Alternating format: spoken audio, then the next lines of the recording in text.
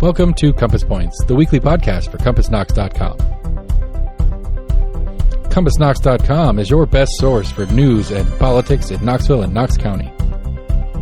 Your hosts today are Scott Barker and Jesse Mayshark, the founders of CompassKnox.com. You can find their daily in-depth coverage and subscribe at CompassKnox.com.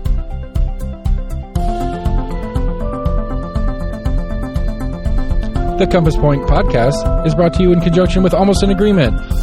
Almost an Agreement is a layman's attempt to get a handle on the workings in government and politics that we deal with every day. Check them out at almostanagreement.com or subscribe for free on your favorite podcast provider.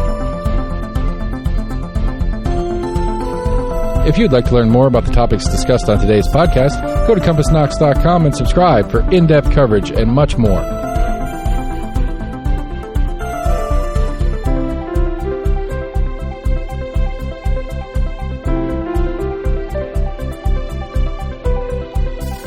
And now, here are your hosts, Scott and Jesse from CompassKnox.com. Welcome back again to Compass Points, the weekly podcast where we talk about Knoxville news, government, politics, education, business, really whatever catches our attention. I'm Jesse Mayshark, co-founder and co-publisher of Compass, which you can find at CompassKnox.com, and we cover all of the above.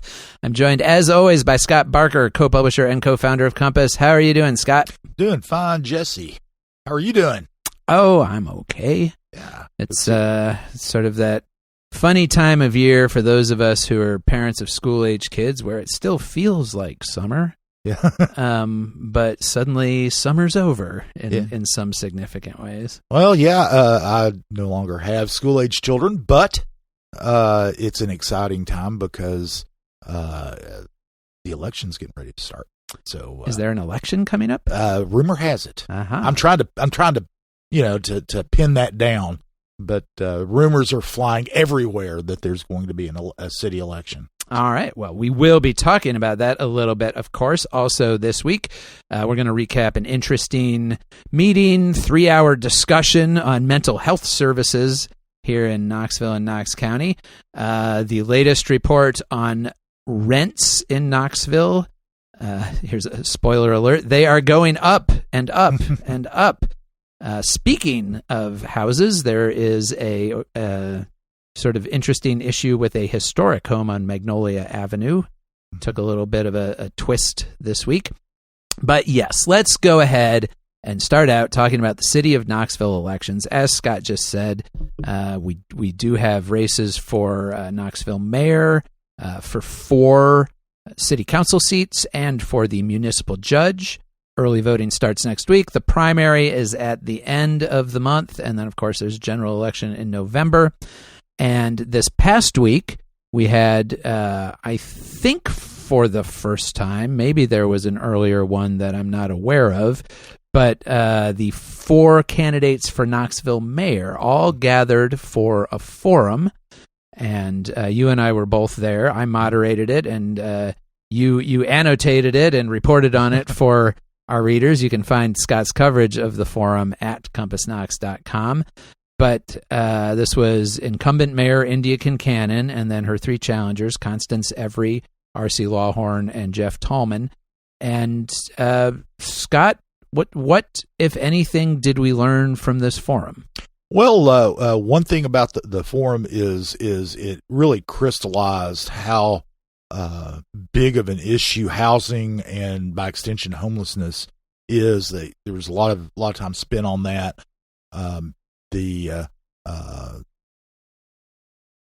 With various proposals about what to do with it. Mayor Kincannon obviously is running on her record of with affordable housing. There's the affordable housing. There's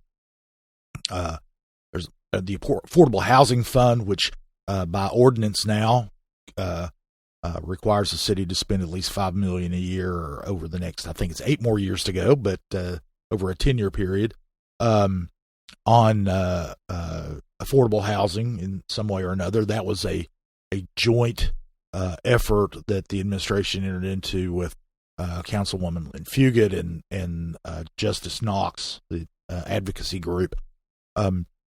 So she, talked about that. She talked about permanent supportive housing. Has recently opened Caswell Manor, and a new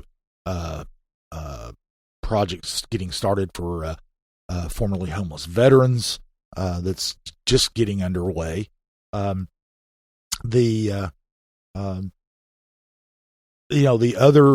other candidates, Lawhorn, R.C. Lawhorn, who is a contractor, talked about changing the zoning code to allow many more houses to be built on a single lot, which is kind of similar to what they're talking about doing with the missing middle housing proposals, which Kincannon also talked about. They're getting ready to come out with some proposals on that, and we've talked about missing middle housing before. For those of you who may have missed that, it's things like duplexes, triplexes, and very small apartment buildings, kind of the stuff in between single family houses and apartment buildings. It's very difficult to build those under our zoning codes now, and there's talk about revising those codes to accommodate that. More on that later. That's a big topic right now. The one thing that Constance Every brought up was the use of community land trusts for affordable housing. That's something that isn't really done here. It is done in other places. In fact, when Bernie Sanders was the mayor of Burlington, I believe it was Burlington, Vermont, he established one, and it's now the largest in the country. And what it is these are nonprofits that go in and build affordable housing, and they, basically are going to remain affordable housing because they're owned by the land trust, and it's not something that gets reverted back to market rate housing, which does happen. It's usually after a long period of time, like 20 to 30 years, but some places that are affordable apartment complexes do go back to market rate. It's happened recently here.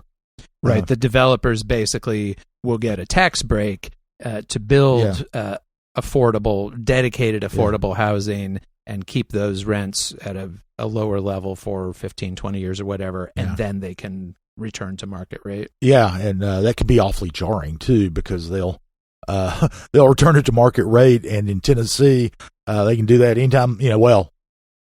Obviously, with the tax credits, they have to do it for that certain period of time. But landlords in Tennessee in general, when they can increase the rates, rental rates, can do it whenever they want, as much as they want, and you can't do anything about it. And it's a real jarring thing when you're, if you're reliant on low income housing or lower rents for subsidized or either subsidized housing or just affordable housing, and rents double overnight. It'd be pretty tough. But they talked about that. They talked about one of the, they all talked about homelessness. They all had a little different take on it. Kincannon, as I said, talked about permanent supportive housing and what they've done there. Jeff Tallman, who's a mortgage banker, talked about the need he thinks we have for a mental hospital here to treat people. More on mental care later as well, but he said that would be key. Lawhorn had his idea is to have a large single campus, as it were, with a large shelter to be in one spot.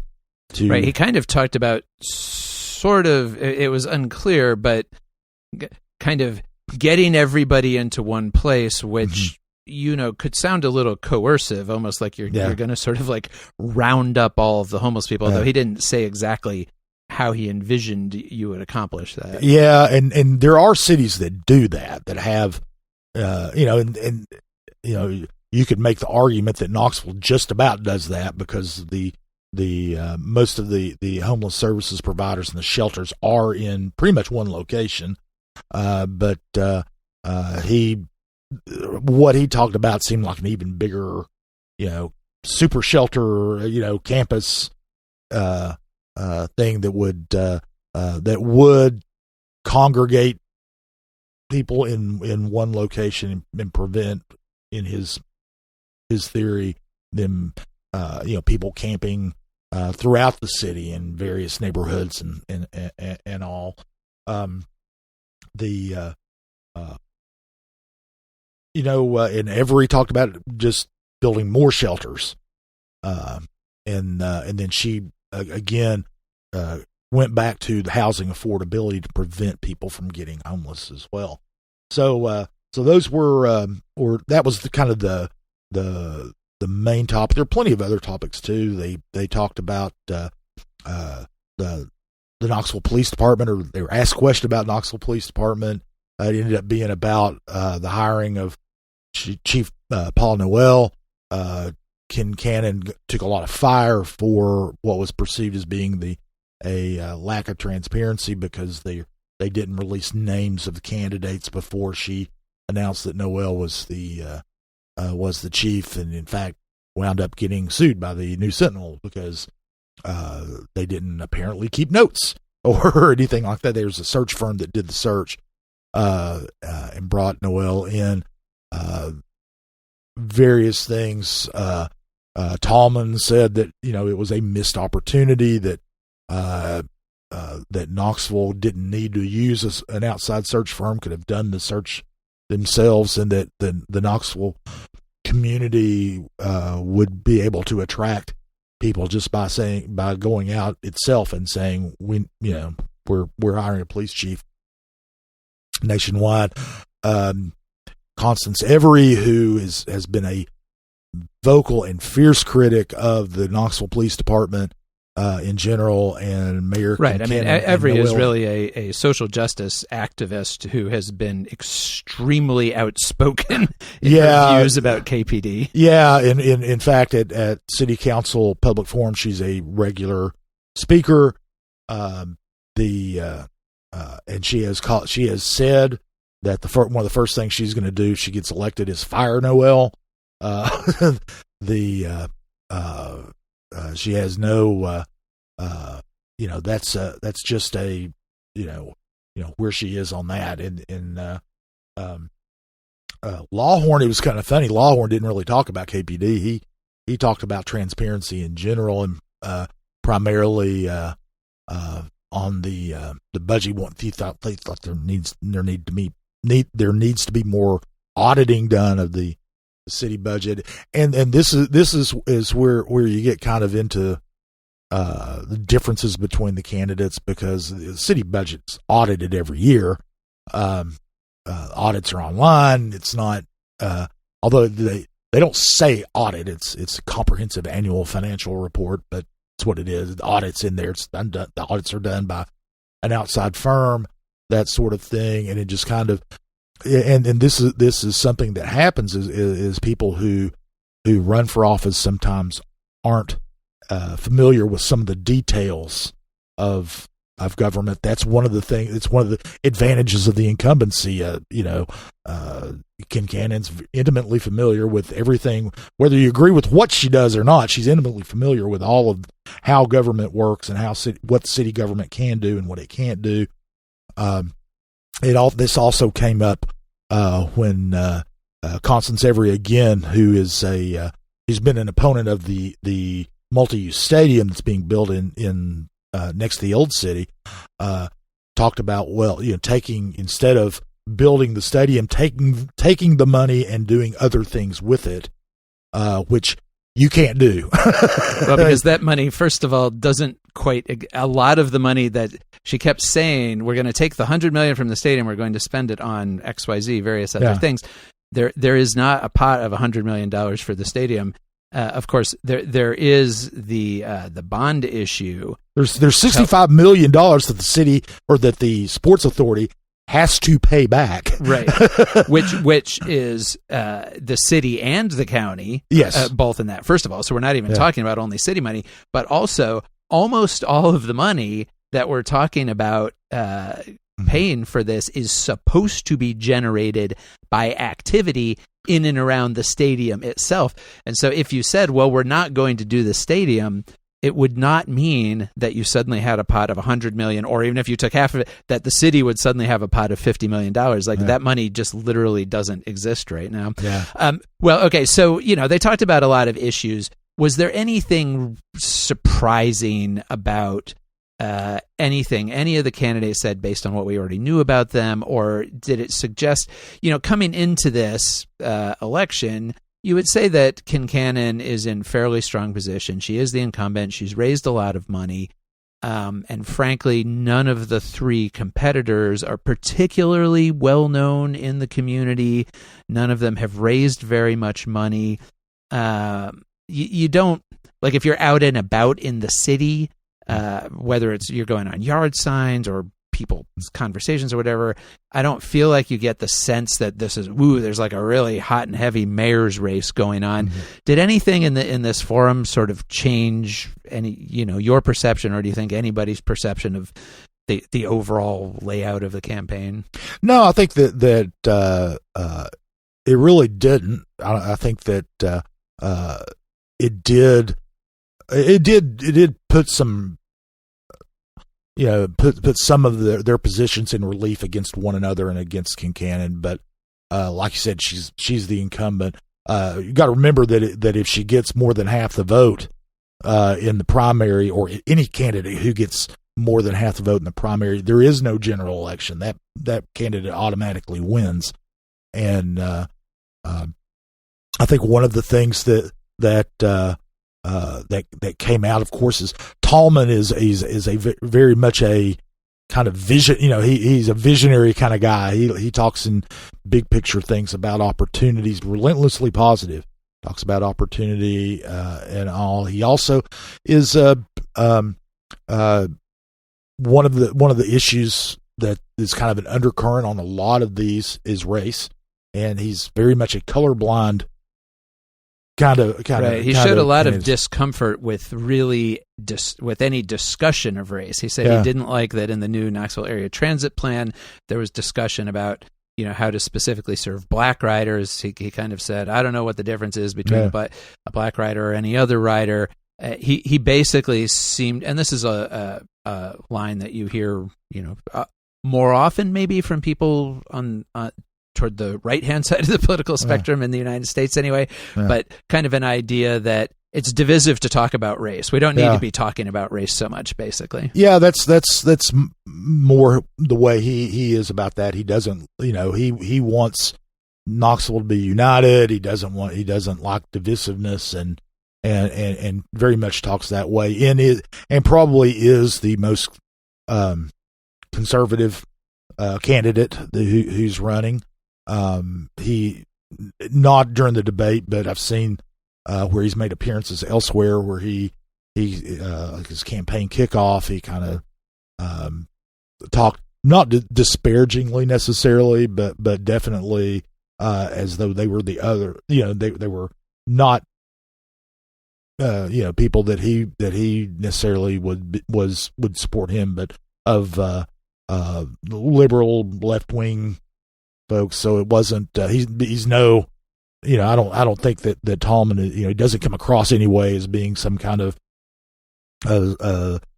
right wing zealot kind of person, but he is more conservative than the other candidate, or at least than Kincannon is, who one of her lines during the debate was, I put the progress in progressive, and so right. She's really embracing the kind of mainstream progressive label, I guess. Right, and then Avery, of course, is the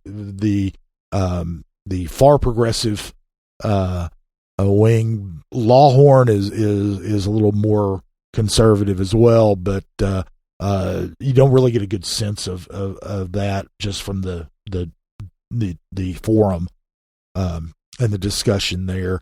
And you asked about things that surprised me. One thing that was interesting going in is we mentioned Constance Avery being a speaking at public forum all the time in city council. She doesn't just speak. It is she since she's been running for office, she's turned that into a campaign speech every time. You get 5 minutes in public forum. She's a 5-minute campaign speech every meeting. She is she at public forum anyway. She's loud. She's yelling. Yeah, literally yelling. Like yes. It's not an exaggeration to say that she yells at public forums. Yeah, I don't mean this in a critical way. It's really just an observational way. She is literally the loudest person I have ever seen at public forum. I mean, no kidding. Yeah, she absolutely. Yes. She has a very strong voice, and when she gets going, and she has a lot of volume, and it comes out fast. It's like torrents of words, and sometimes she makes some very serious accusations, sometimes pretty wild accusations, actually. She used to call former Police Chief Eve Thomas Evil Thomas, and she's accused KPD and the mayor of committing crimes and things like that. And she actually got kicked out of a city council meeting and arrested back before she was actually running for mayor. This was it last year, I guess, or 2021. So it was she's not a wallflower by any stretch of the imagination, but at the forum she spoke evenly and had made proposals like the community land trust thing, and so there weren't the fireworks. She did mention Kincannon a couple of times, triggering the rule that the League of Women Voters has to give Kincannon extra time. The only time she said anything about the mayor that was kind of out there was I think she accused her of bribery, of accepting a bribe for the stadium, which was. There was no evidence. There's no evidence whatsoever of that. It's just kind of a thing.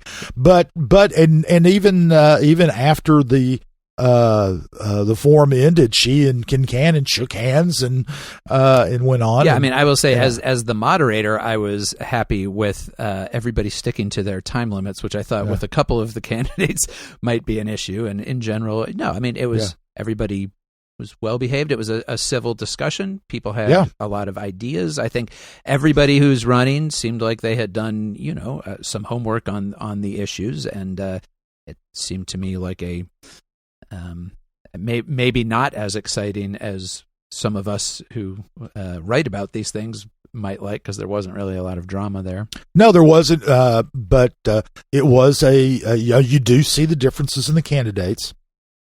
One of the things that think that would be good if people are interested. It is video of that is on the League of Women Voters of Knoxville and Knox County Facebook page, so you can go there and watch the forum in its entirety and see some of the things that we haven't covered every single question, obviously, that was asked at the forum. It lasted an hour and a half, and so if you want to go there and check out the candidates, you can. And real quick, let's just hit on a couple of other election items. There were a few endorsements this week that I thought were interesting. First of all, Councilwoman Lynn Fugit, who's the incumbent running in the at-large seat A, she got an endorsement from former Mayor Madeline Rojero, my old boss. Yeah, and that means that she had previously gotten Kincannon's endorsements, so both the last two mayors have endorsed her. She is that is lined up against. She's running against Cameron Brooks, who's a former union organizer and chair of the Democratic Party, and Rojero and Kincannon are Democrats, so it's kind of from a spectator standpoint, it is Fugit's way of going to Democratic leaders in the community and high profile voices and getting their endorsements for her, even though and it bears repeating that the city of Knoxville leans Democratic. So that's a I think part of her strategy to show that she can appeal to people all across the political spectrum.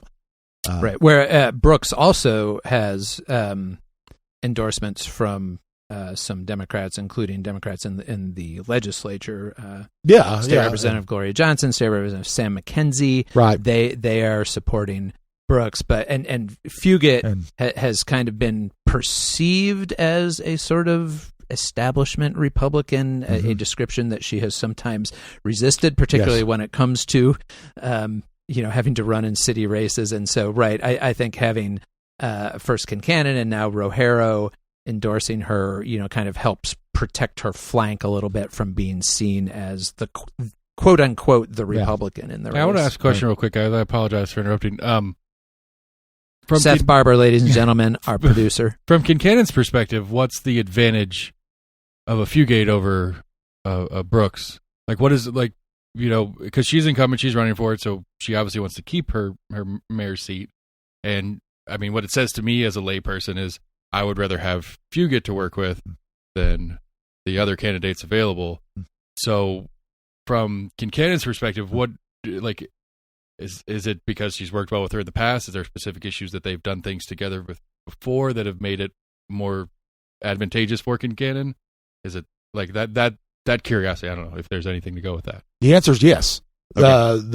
One of the big things was, I mentioned it earlier, the Affordable Housing Fund, where they work very closely together to hash that out. Fugate has been a supporter of most of the mayor's initiatives, and I think that when Kincannon has a good relationship with council members who are running for re-election, or she endorses them. 2 years ago, she endorsed all of the incumbents.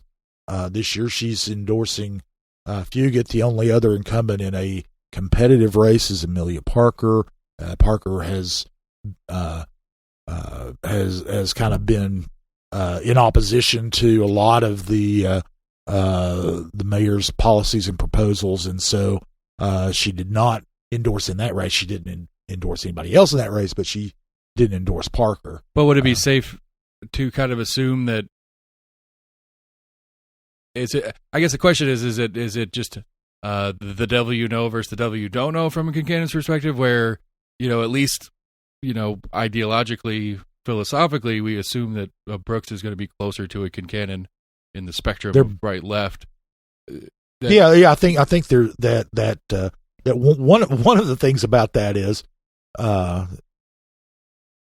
she's whoever wins that race will probably align with most of what Kincannon would want to do in the second term, assuming she wins her race as well.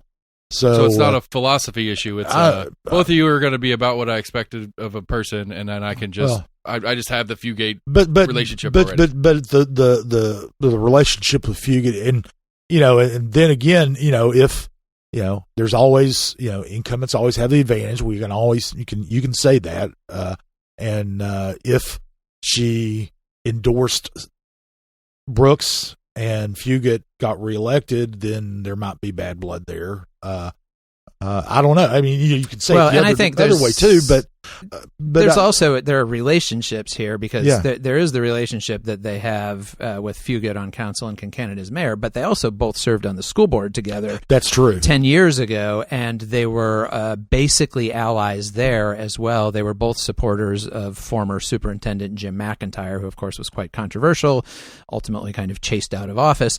But so they weathered some of those battles together. And the other thing is that, and I'm not saying that this is the only reason that people make or don't make endorsements, but Cameron Brooks is a Democrat, yes, but he publicly supported Eddie Manis in the mayor's race 4 years ago against Kincannon. Manis is a Republican. And so, I think that that is not the kind of thing that is necessarily going to endear you to somebody 4 years later when they're seeking election. I'm sure Kincannon, like most politicians, remembers who was for her and who was against her last time around. Probably so. The other endorsement news that came out was in the seat C race, which is a very interesting three-way race. Parker, who I mentioned earlier, is the incumbent, and she is running against Matthew Best and Tim Hill. Matthew Best came out with some endorsements of his own, and they were big names too. Harold Middlebrook, the Reverend Harold Middlebrook, who's a civil rights icon and very prominent in the African American community, as well as State Rep Sam McKenzie and John Butler, who's also a reverend and a member of the school board, and one other who am I leaving out? I can't remember off the top of my head, but basically we're talking about the black political establishment in Knoxville is supporting Best, who is African American. What I thought was interesting about this was that Parker is African American herself, and she was the first ever black candidate elected to a citywide office in Knoxville when she won that at-large seat C in 2019. And you might tend to think, like the black political establishment leadership in the city would be supportive of her if you were just kind of going on, the view from 50,000 feet or something. But the reality is that Parker did not come from the black political establishment in Knoxville. She really has this grassroots activist background out of the city council movement and so forth, and has not been particularly warm with the black political establishment while she's been in office, including Sam McKenzie's wife, Councilwoman Gwen McKenzie. And I just thought it was interesting that they, are publicly taking that stance. Yeah, and by the way, the person I left out was former Mayor Dan Brown, right? Who was the first African American mayor. He was appointed, not elected, so that means, Parker was the first African American to be elected to a citywide office. But Brown joined McKenzie, Middlebrook, and Butler in endorsing Best. I think that Best and Best, I think, has positioned himself there because I think the perception is that Parker might be a little, too much of an activist and not enough of a legislator, I guess is one way to put it. And then on the other side, you've got Tim Hill, who's a developer, who is is conservative, he supports a lot of Republican candidates. We've talked about that before as well. And so, he is kind of positioning himself as a progressive alternative to both. Best is, you mean? Yeah. Best is, right. Yes. And to both Hill and Parker. That's not a bad position to be in, really, in a citywide race. So it'll be interesting to see how much weight that pulls. One of the things, though, is he's young. He's 33. He's not well known outside of the circle. He's the executive director of the Change Center in East Knoxville. He's not well known outside of kind of the movers and shakers of the town, of the city who know him. But his name recognition is a little bit lower. So this is a really good position for him to put himself into. I don't know how that's going to translate into votes. Nobody does. But I think that those endorsements are pretty significant. Yeah. Well, it's a really interesting three-way race where you could game out scenarios really where any one of the three comes out on top, either in the primary or in November. Two of them, the top two finishers will move on to the general election no matter how they do in the primary. But who those two are, I think, will have a lot of effect on the shape of that November election. All right. Let's move on and talk a little bit about a house on Magnolia Avenue. We were just talking about sort of East Knoxville politics, and this kind of East Knoxville politics came into play in this issue too. What was the controversy? We talked about Sam McKenzie. He plays a prominent role in this issue as well. What's happened is the state of Tennessee is looking to replace or for a new space for the local parole office, which is currently located over on Elm Street, right by I-275, kind of out of the way. You really don't know where it is unless you are really intending to drive past it. They're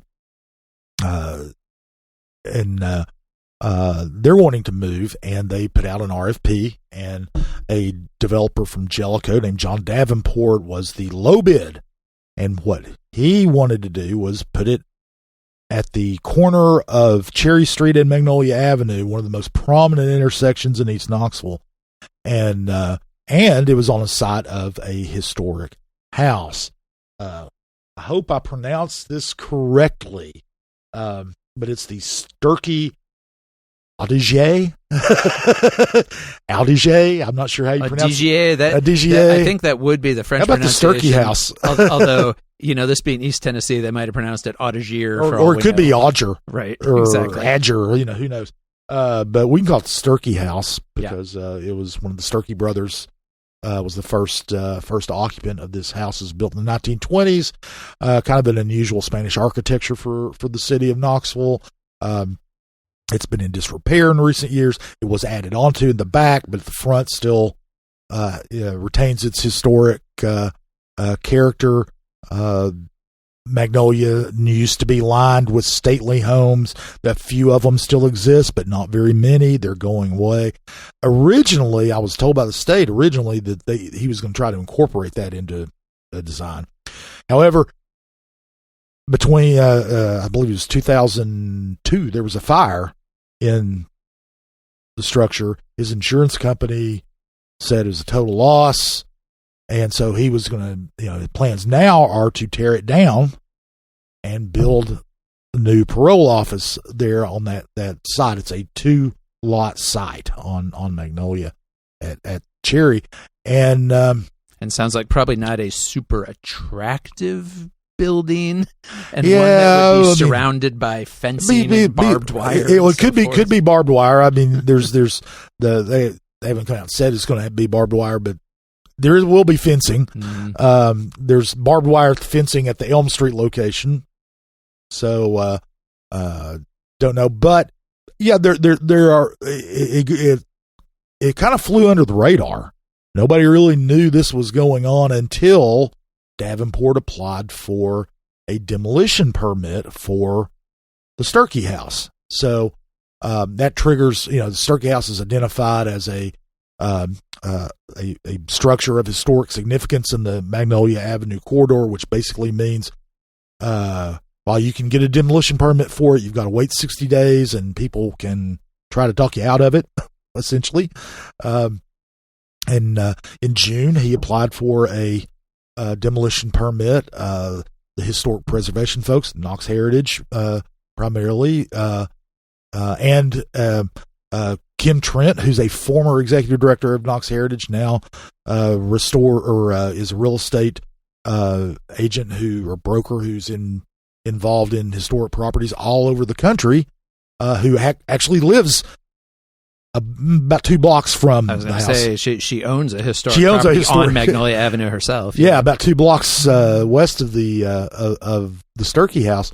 But anyway, they raised the alarm among historic preservationists. So that's one tack on there. They would they're of the view that the house is salvageable.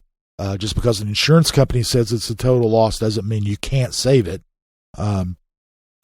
It's hard to tell from the exterior. It doesn't look too bad, but they said that it would be nice if an independent structural engineer could go to the property, take a look at it, talk about it. That's one set of opponents. The other, and this is led by Sam McKenzie, was why on the optics of a parole office opening at one of the most prominent intersections in East Knoxville. It's right off the interstate, right in the middle of Magnolia. Why on earth would you want to put a parole office there in the middle of an area of the city that is plagued by violence, where that they're trying their best? The city is trying its best. The politicians are trying their best to come up with solutions to reduce the violence there, and really encourage new investment all along Magnolia. Well, yeah. The city, you at one end of Magnolia, you've got the new stadium coming in. It's only a couple of blocks from the western end of Magnolia, and so there's development there. The city has invested in streetscapes all up that end of Magnolia. They've invested millions of dollars in Burlington and are going to be investing more in Burlington at the other end of Magnolia near Chilhowie Park. And there's going to be a new interchange up there with Rutledge Pike at some point that the state's going to build. So there's a lot, this whole idea of trying to promote investment in Magnolia Avenue, and here is a building that by its very nature is going to have felons going in and out of it, and so the optics of that aren't so good, and compounding that. McKenzie told me when I talked to him about it. I talked to him about it twice on Monday while reporting on this story. First time I talked to him, he'd not talked to anybody to say nobody called him. Nobody gave him a heads up that this was going on. And he said that was very unusual, that usually if there's a project going on in a representative's districts, they get a courtesy call. He said nobody called him. He was quite displeased with that state of affairs. After we talked early in the day on Monday, he talked to someone at the state, and then talked to me again and said that he thought they were going to be reconsidering. Indeed, later on, I got a response from the state general services department, which they handle the real estate. This is going to be privately owned and rented to the state, leased to the state. And they said that they are exploring options. Mm-hmm. So it's not a done deal necessarily, or at least the state apparently has an out on this. It's going to be very difficult because, the state pretty much does have to, when it puts out an RFP, they pretty much have to go with the lowest bid. And this was the lowest bid of 3 bids in the Knoxville area. So, right. So still unresolved, but it is unresolved but there's a lot of local opposition to it. No government likes to be perceived as being insensitive to local concerns. So no state administration would, and so we'll find out now. And here's another thing: the historic preservation part doesn't go away if the state decides not to go through with what they want to do with the property. Because if the state pulls out, Davenport still owns the property and still can build an office building there, and still can knock down and still can tear right? down the house. Yeah. So it's got, like I said, it's basically kind of 2 issues in one, and one of them is not. One of them might go away. One of them apparently won't go away, or at least a very, very, very real possibility that it won't go away. Right. All right. Well, we will follow up on that as events warrant. Let's talk about rents. We talked about housing in the mayor forum, and there was discussion there about affordability and particularly about rents. And actually, the same day as the mayoral forum, the latest report on rents in Knoxville came out, and it showed that rent increases in Knoxville, this has been true for like the last year plus, but rent increases in Knoxville continue to dramatically outpace national averages in terms of rents going up, right? Yeah, the increase in the second quarter of the year, which ends in end of June, April, May, June, second quarter. The rents here rose 3 times faster year over year than the national average. National average was 2.3%. The average in the Knoxville area, that's not just the city of Knoxville, the Knoxville area, 9.6%. Mm-hmm. So they're really going up. That's more evidence for those who might be skeptical that there is a housing crisis. That's more evidence that there is. A lot of times we report on it too, but it's a lot of times the focus is on buying houses and how much it costs to buy a house, how much you have to make now, which is far above the median income in Knox County to be able to afford a median priced house. So a lot of the focus is on home buying, but renting is very, very difficult too. And it's the market is tough for renters. I mean, one of the numbers that came out is the occupancy. It fell a little bit year over year, but it's 96.3%. It means if there's an apartment building with 100 units, 3 to 4 of them are all that's available. And there are a lot more people who need places to live than there are places to live.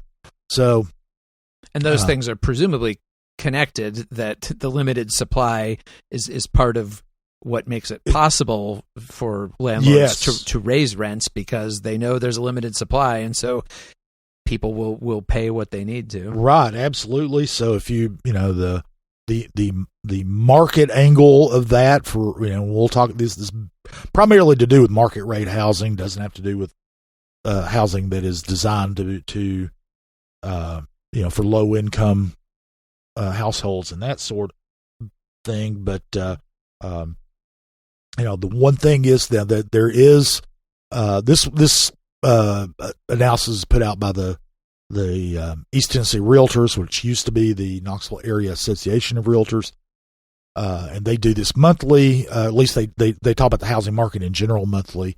The one thing that they said was a silver lining is that apartment construction is at an all-time high right now. There are over 3,000 units under construction right now in the Knoxville area, and that will add to that supply that presumably will meet the demand that could help stabilize prices moving forward, or rents moving forward.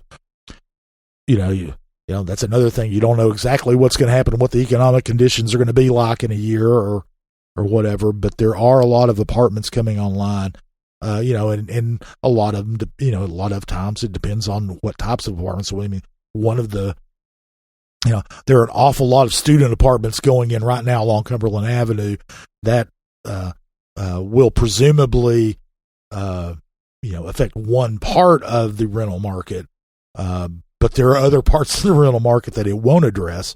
And so, but as far as just the overall raw numbers, more than 3,000 units being built now, more than ever, according to the realtors. So we'll see how that that affects rents over the next year as they start coming online.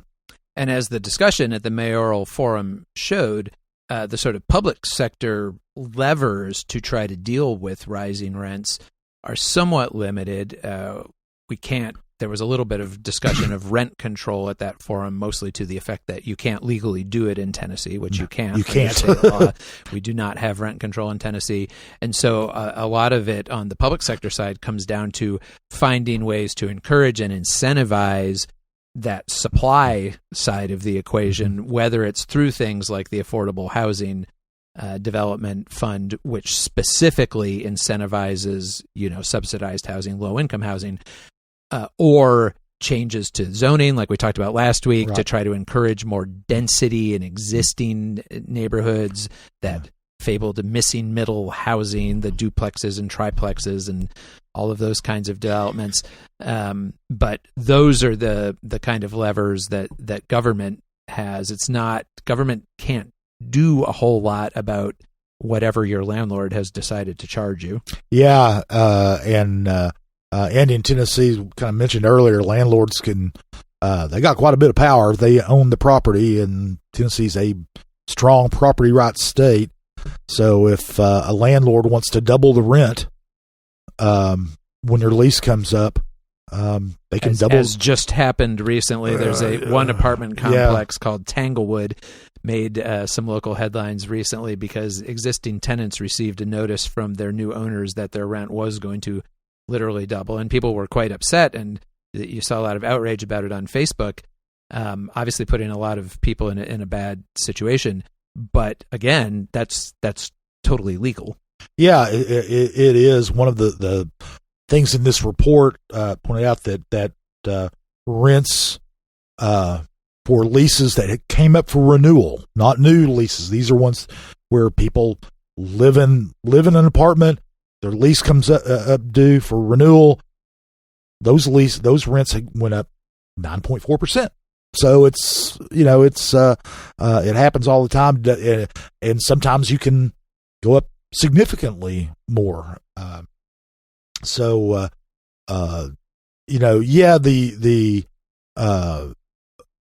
one of the things that is obvious about the housing crisis in Knoxville and Knox County is that it's across the entire market.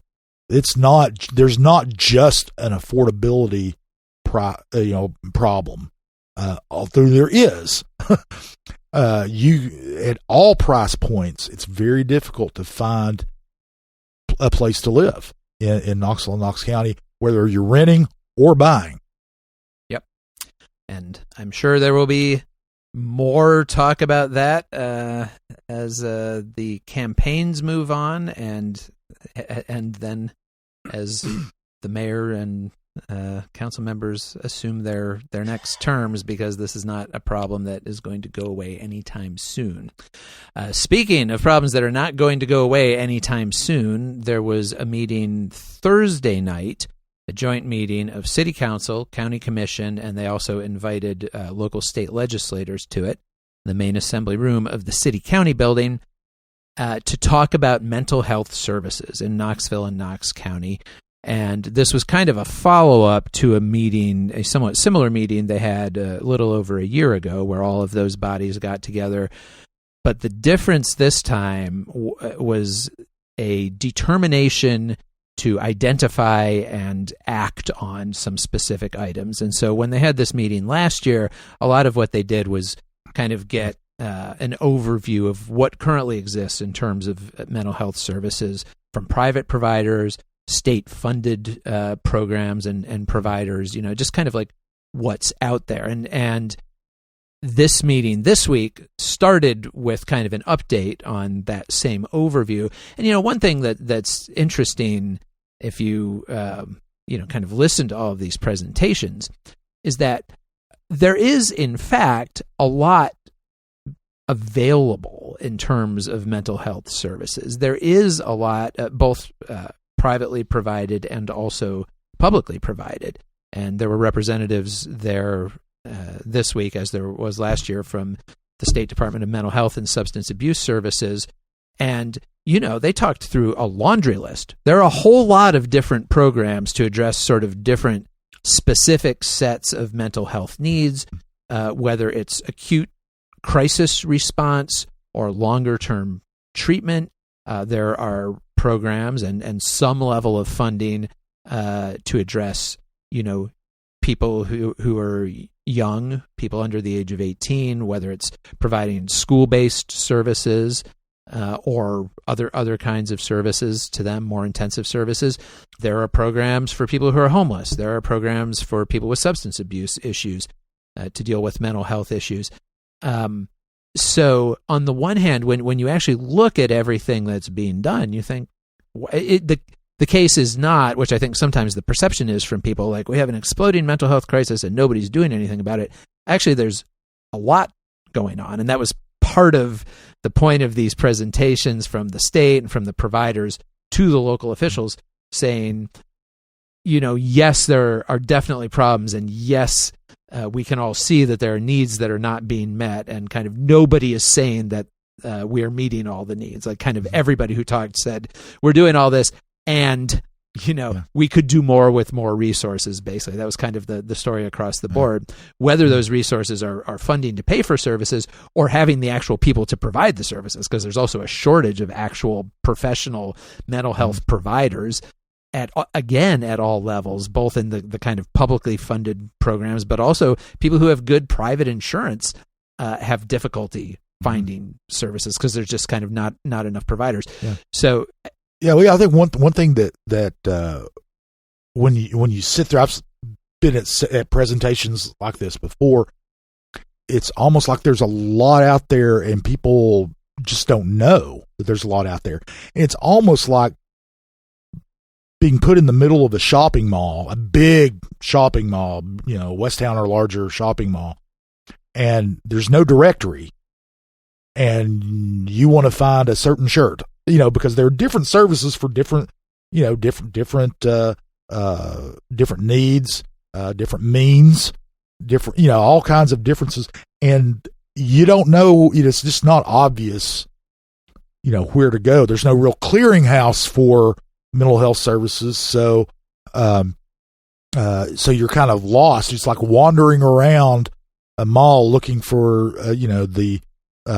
the store that carries the tennis shoes that you want. You might go through or go past a bunch of others, and they might be, and that store may not even, a store that sells that brand may not even be there, but you don't know whether they're there or not. It's just kind of it seems like there's a lot there, but a lack of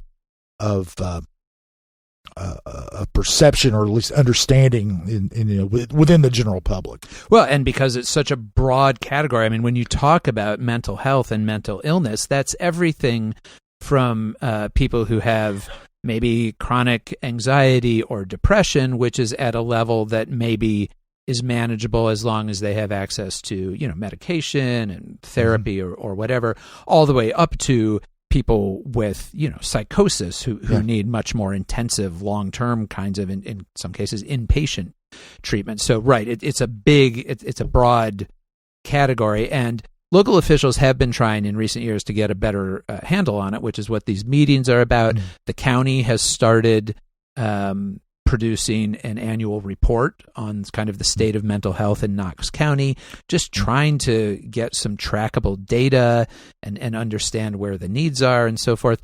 And what was interesting to me about this meeting this week was that both the members of city council who were there and the members of county commission, which all of city council was there, 8 out of 11 county commissioners, 5 of our local state legislators. So, good turnout from our local legislators. But both council and commission have, in recent months, kind of been talking about specific areas of mental health needs, both of which got talked about at this meeting.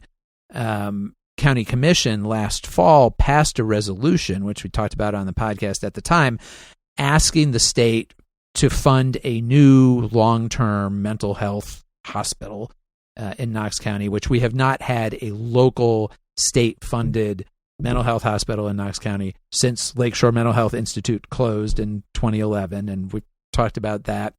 And so the county commission is basically saying we need this back, or we don't, maybe not something on the scale of Lakeshore, but we need something local, because what does happen now is the state provides funding for long-term, basically various kinds of institutionalization here in East Tennessee, but they don't have a facility for it in or around Knox County. And so people are either seen at private hospitals, or in the cases of really acute people who can't be placed at private hospitals, they're sent down to Moccasin Bend Mental Health Institute in Chattanooga, which is the closest state-owned facility now that Lakeshore's gone. And that's about 250 people a year or so are being sent down to Moccasin Bend from here. And so county commissioners have kind of said to the state, we want to have a local facility again that can provide some level of long-term care. The city and county and the state are all funding together an emergency care facility, the empath unit that's going to go there on the St. Mary's, the old St. Mary's Hospital campus that the city now owns. But that's only going to be I think a maximum of 3-day stay there. It's going to be a place where people can come in, get stabilized, and then hopefully move on to some other level of treatment or care. The idea behind having a local state-funded long-term care facility would be that it would be a place that people who need those longer stays, whether it's a month or 6 months or whatever, could have easier access to it than they have now. So that was one thing that got talked about. And then City Council in recent months has been talking about sort of the other end of the spectrum, because that's the sort of treatment end of the spectrum for long-term care is what that facility would talk about. City Council's been talking about the actual, how do people first encounter and engage with the system when they are in mental health crisis, and specifically this whole idea that we've talked about of the alternative response model, where you could have a call comes in, somebody's in mental health crisis, and instead of dispatching a police officer to respond, you send a mental health professional and a medic, and they can go and kind of get people stabilized and then get them access to treatment. And this has been a push by social justice advocates in the city, and the group Knoxville Heart that really formed to advocate for this. And their contention is that putting an armed police officer into these situations where people are having mental health crisis a lot of times can create a bad situation that can, in some cases, lead to a physical confrontation where, the worst case scenario, which has happened in Knoxville, not recently, but it's happened, where somebody calls 911 because they or somebody they're close to is having a mental health crisis. They're calling for help, and the end result of it is that person ends up getting killed by police. Yeah. And that's what this alternative response model is trying to avoid. Of course, the city does have their co-responder model, where they do have teams that include a police officer and a mental health professional. That's what they're using right now to respond to a lot of these calls. And so you had council and commission coming into this joint meeting with kind of their own pet projects, you could say. They talked about both of those. The upshot of the meeting, although it wasn't really specific about exactly what's going to happen next, but there seemed to be broad agreement among the people there that these are items, specific items they do want to continue to talk about. What is the best way to do emergency response to a mental health crisis call, whether it's in the city or the county? And then also, is there a need for some kind of new facility that could be pursued with state funding? I think they want to have some kind of task force, some kind of joint, that phrase got thrown around a lot, joint task force of the city and county. Who exactly would be on that, what its charge would be, which issues it would really dig into. All of those things were left a little bit fuzzy coming out of the meeting. But there did seem to be a continued determination from both city council and county commission. Several of them said, okay, this is the second year in a row we've had a meeting where we've all gotten together and talked. Let's not do that a third year in a row. By the time we get to the third year, let's have something happening. Let's take action on some of these things. And one thing that I thought was notable about it, even though people might have specific differences of opinion on, some of those issues, what is the best response model and so forth, everybody across the board, and these are, of course, Democrats and Republicans, city officials and county officials, the state legislators who were there, although they didn't say a whole lot and had to leave early, so they weren't really part of the broader discussion. But there was general agreement that this is a serious issue and we need to commit public resources to it. And that's not something that you get a lot of broad or unanimous support from across the political spectrum these days, but mental health seems like an issue where there really is some unity of purpose, I think. Yeah, I think that one thing that has become increasingly clear in recent years is the public cost of not doing anything about mental health. So many Sheriff Spangler's talked about the Knox County Jail is the largest mental health facility in East Tennessee, and there's a lot to that. There's a lot of cost to incarcerate people who have mental health issues more than they are actually criminals. They might do criminal acts while they're in a crisis or something like that, but the underlying problem is mental health, and they're in jail, and a lot of that goes to the homeless situation too, because a lot of people who are homeless have mental health issues that are untreated or scarcely treated, and that takes up a lot of resources that could to just maintain, not to even treat, just to maintain.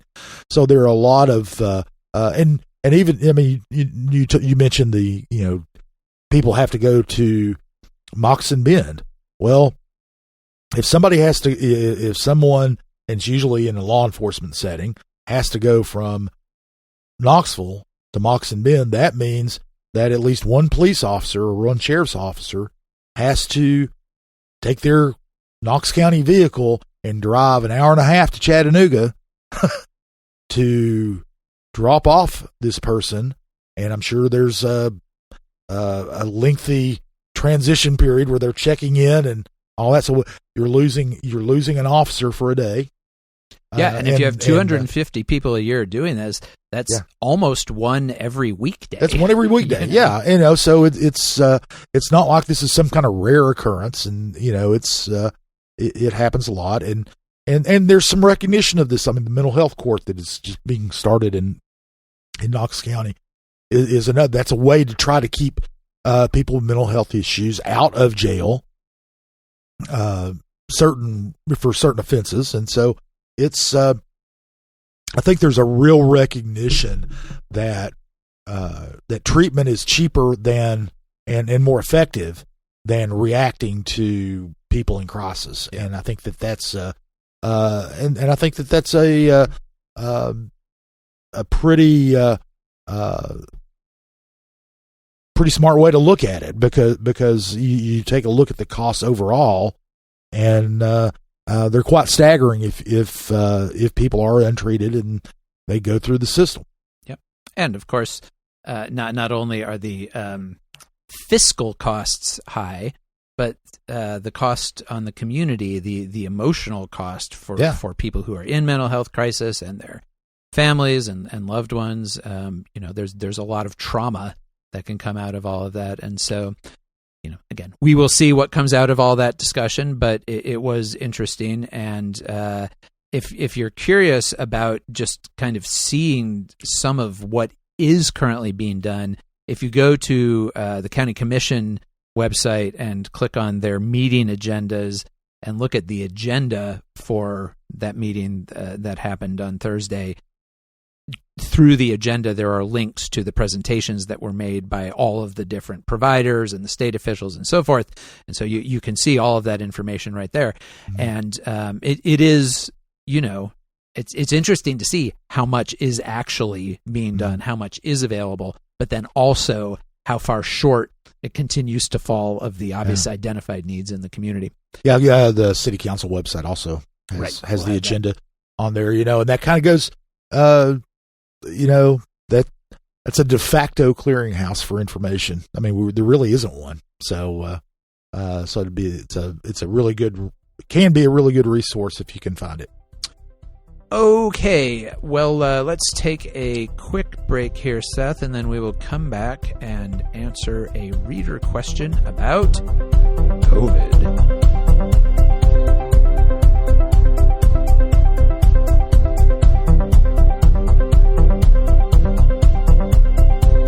All right, before we get to the Q&A part of the podcast, I do need to make a correction to last week's podcast because we are professional journalists, and when we make mistakes, we acknowledge them and correct them and apologize for them.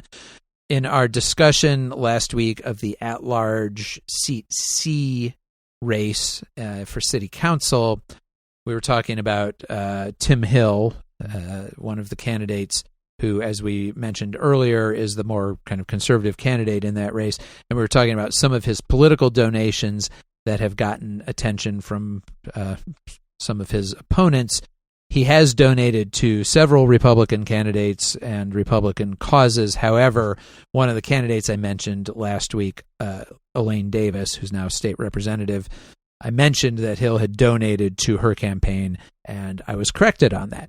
He did not donate to her campaign. So if that matters to you in your consideration of the race, whether or not Tim Hill donated to Elaine Davis, he did not. All right, moving on to the Q&A.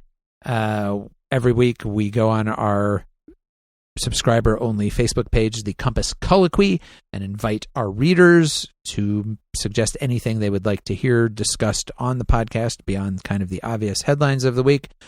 And we did have a question this week from former Knox County mayoral candidate and longtime local public health activist and advocate, I guess you could say, Bob Fisher, who remains very concerned about the presence and toll of COVID in the community. Just kind of curious about what is our current status of COVID. And Scott, the Knox County Health Department, is continuing to release weekly numbers. What are we seeing right now? Well, we are seeing, like everyone else in the country, a little bit of an uptick. One of the things that this year has brought is a real almost dormancy as far as COVID goes. It's still out there. People are still getting sick. They're not getting badly sick. They're not going into the hospital. The hospitalizations are way down. Deaths are way down. But in the last few weeks, nationwide, there's kind of been an uptick in hospitalizations. There's been a little bit of an uptick in deaths as well. Knox County, we've seen a little bit of an uptick in hospitalizations, and not really in deaths. There's been one death in the past month from COVID. So the numbers are still really, really, really low, and it doesn't take much to get a big percentage increase. For in the hospitalizations, for example, you could say, well, during the course of the month of the month of July, they went up 55%, and you would be accurate. And what that means is, at the beginning of the month, there were 9 people a day on average being treated for COVID somewhere in the Knox County region. That's in a hospital. In a hospital. Now, the week ending last Saturday, not the most recent Saturday, the Saturday before, that number's up to 14 per day. So that's percentage-wise, it's a big increase. It's 5 a day, or 5 a week rather. 5 more people per week who are getting treated in a region that includes Knox County, but also includes the kind of two rings outside of us county-wise, and so there doesn't appear to be, the public health officials nationwide have talked about this. They're watching it. They're not too concerned about it. There doesn't seem to be a new variant that's it's triggering this. It looks like it's just kind of, this is what summer is going to be like now that COVID COVID is becoming endemic rather than a pandemic. During the pandemic, we had surges every summer, huge increases in numbers of cases and in hospitalizations. Right. At their peak, local hospitalizations were in the hundreds. I don't remember what the highest number we ever hit, but I feel like, there were 400 or more people in the hospital at any given time. Yeah, it was hundreds, and now it's, the low, very, very, very low double digits. So it's not now for those particular people and their families. It's no walk in the park. Don't get me wrong, but it appears that that for most people, COVID is right now is fairly mild. There's no new variant that's going through the population like wildfire or anything like that. One of the things that you mentioned Bob is concerned about is trying to keep up on a daily basis with what's going on, and when. And the short answer is you can't do that anymore. When the pandemic first started, for the first couple of years, everyone got if you got sick, you got tested. If you got tested, you were either positive or negative. If you were positive, you were added to the statistics that the state kept, and the local health department as well. And then so everybody who got tested, their results were entered, so we knew almost exactly how many people got sick on a given day. It was almost instantaneous, and we knew that real well. One of the advances that public health has made during the course of the pandemic was the development of home rapid tests. And suddenly we were able to test ourselves at home. Well, home test results aren't reported to the health department. So increasingly the official case count that they get is unreliable as far as a measure of what public health officials call the disease burden. And it's wildly so. One of the things is, this is just anecdotal, of course, but I know a lot of people who've gotten COVID in this past year, including me, including you, including me. It's and a lot of other people. I don't know of a single person who got tested through the health department or their physician. They did it at home, and I don't know of a single person who got it bad enough to go to the doctor, much less the emergency room of the hospital. So, and granted, that's anecdotal. I know that there are people who get sick. There's still people who die, and I don't want to downplay that. But there's just really no way of knowing with any amount of precision how many people are have COVID at any one time anymore. Well, in the same way that there's no way of knowing how many people have a lot of things, right? Colds or even flu. The flu. We never know how many people have the flu. Yeah, the flu, and the flu is the kind of the closest thing you can look at, because with the flu, what they do when they talk about, okay, this is a bad flu season, they look at the people who are hospitalized. They look at the people who get treated through their doctor. All those things, because the flu is reported. Excess deaths and those kinds of things. People who die from the flu. So they look at all those things, and that's what they look at now with COVID. The big difference is, because, every year you hear, well, there were, X million people who had the flu last year. It was a bad year, or it was a good year, whatever it is. Well, that's all done through a statistical analysis. And what happened was, years ago, there were comprehensive surveys done of Americans to find out basically how many of us got the flu and didn't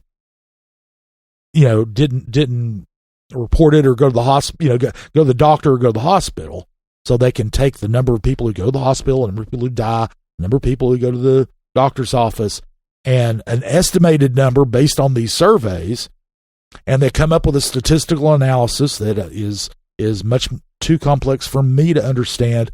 but they go through this analysis, and at the end of the flu season, they say, okay, we think this many people had the flu last year. So there's nowhere close to being a daily count the way that we did the first couple of years of COVID. And so that's kind of the direction this is going. Obviously, with COVID, you don't have that comprehensive survey background to get this statistical analysis. So what public health officials do is they look at the severity of it. They look at hospitalizations, which are a sign of severe, and even hospitalizations. Hospital officials have said, at least nationally, I haven't talked to any of the local ones about this, but that even those in the hospital aren't as bad as they were 2 years ago. They look at hospitalizations and they look at deaths. There are communities that look at wastewater analysis, surveillance, and they because COVID and other illnesses show up in trace amounts in wastewater. And some communities do that, and that gives you an idea of, what direction it's going. The CDC monitors 10 sites in Tennessee, none of them in Knox County. Mm. Every other area, Tri-Cities, Chattanooga area, Nashville area, Memphis area, they all have at least one site that gets monitored by CDC, but Knox County does not. But but again, that kind of gives you an idea of whether it's increasing or decreasing, but there's not any real precision to that. And it's the same way that hospitalizations. Of course, hospitalizations lag a little bit. So right. We'll see if this little mini bump that we're seeing now leads to continued increases in hospitalizations. Yeah. But I think the other thing here, from a public health standpoint, that's what actually matters, right? Is hospitalizations, deaths, obviously, but anything that's going to use local medical healthcare resources. That's really what the public health concern is, and that's been true with COVID from the beginning. Mm-hmm. And I think sometimes people get a little, of course, ideology and politics and all these other things get wrapped up in how people think about COVID. But I think at a certain point, maybe for some people, there was some idea that this was all about, getting rid of COVID. And that always, like, once COVID was here, it seemed kind of likely it was going to COVID's not going away.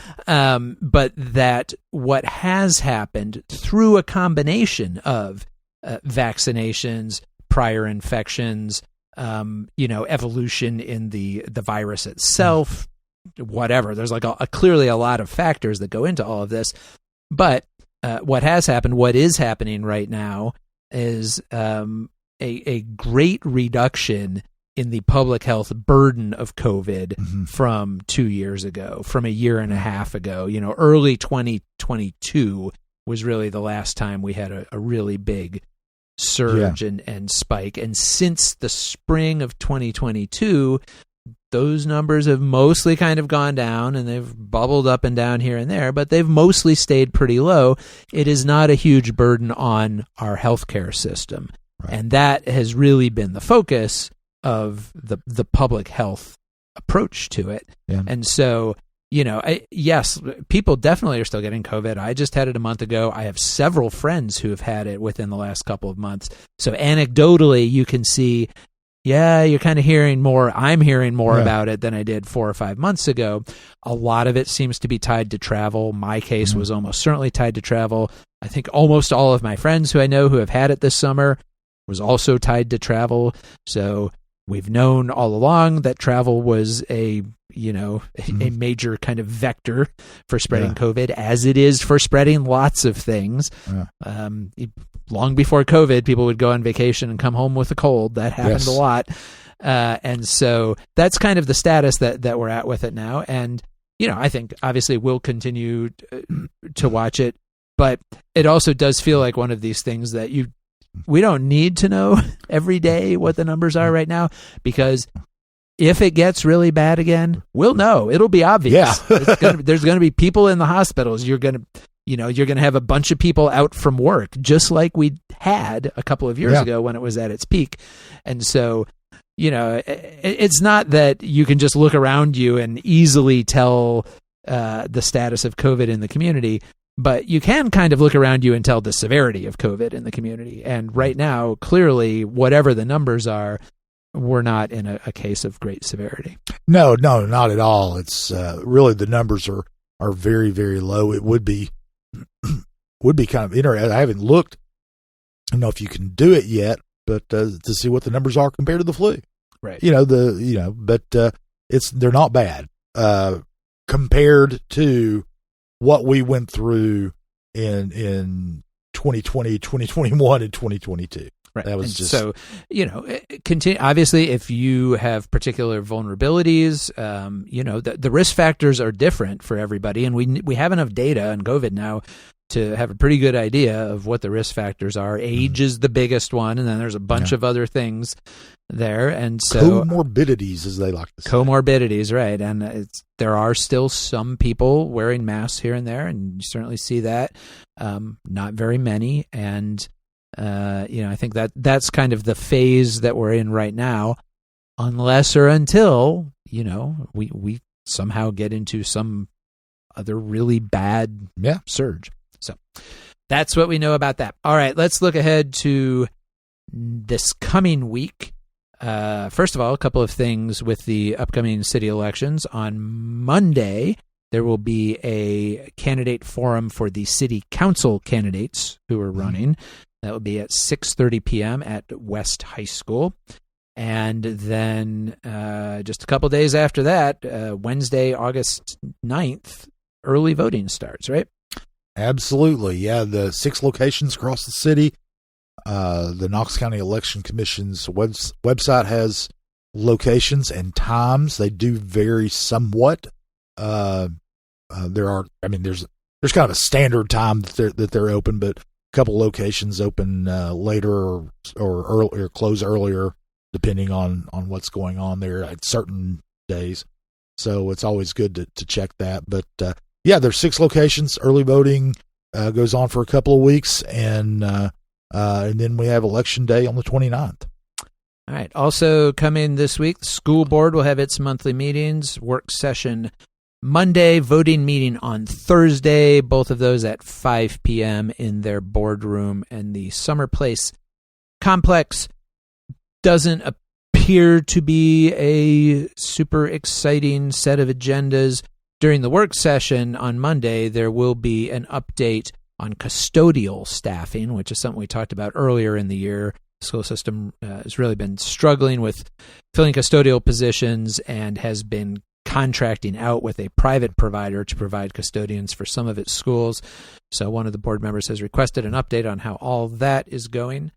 And schools also reopen for the fall this week. As we mentioned at the beginning of the podcast, if you are a K through 12 student, I hope you enjoyed your summer, because it is over. Going back to school.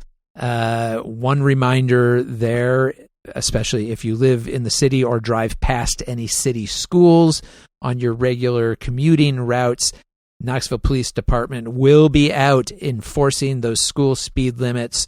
They do this every year, and they write a whole bunch of tickets because they want to remind people to take it seriously. So if you need to factor that into your commute time, please allow yourself enough time so that you can do it safely and also not further delay yourself by getting pulled over.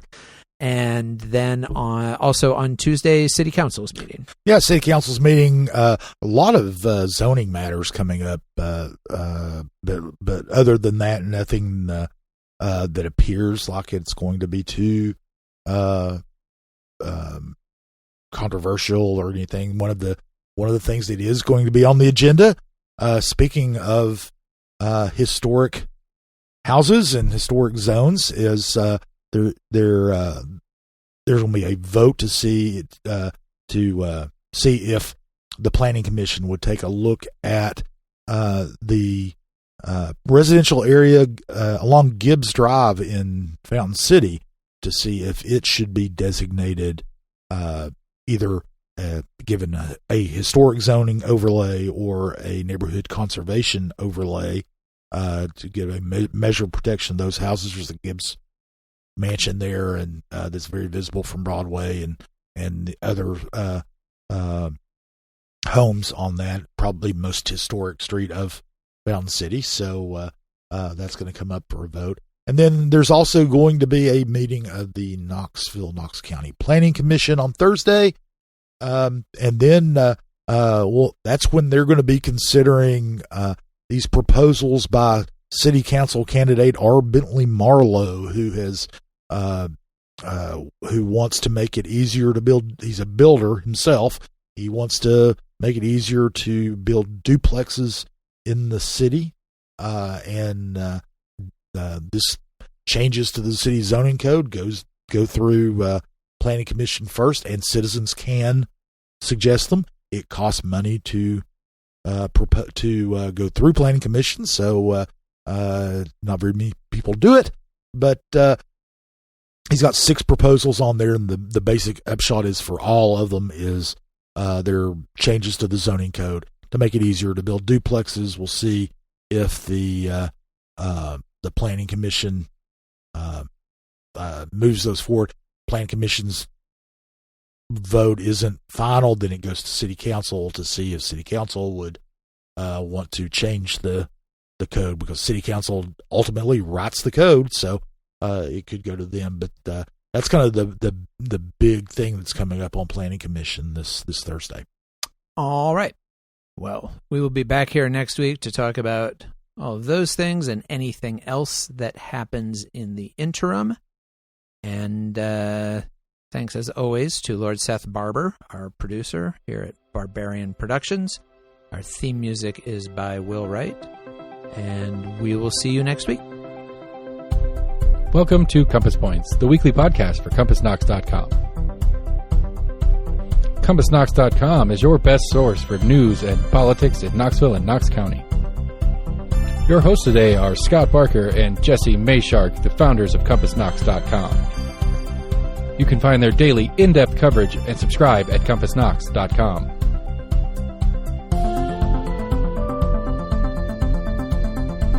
The Compass Point podcast is brought to you in conjunction with Almost an Agreement. Almost an Agreement is a layman's attempt to get a handle on the workings in government and politics that we deal with every day. Check them out at almostanagreement.com or subscribe for free on your favorite podcast provider. If you'd like to learn more about the topics discussed on today's podcast, go to CompassKnox.com and subscribe for in-depth coverage and much more. And many thanks to William Wright for composing our theme song.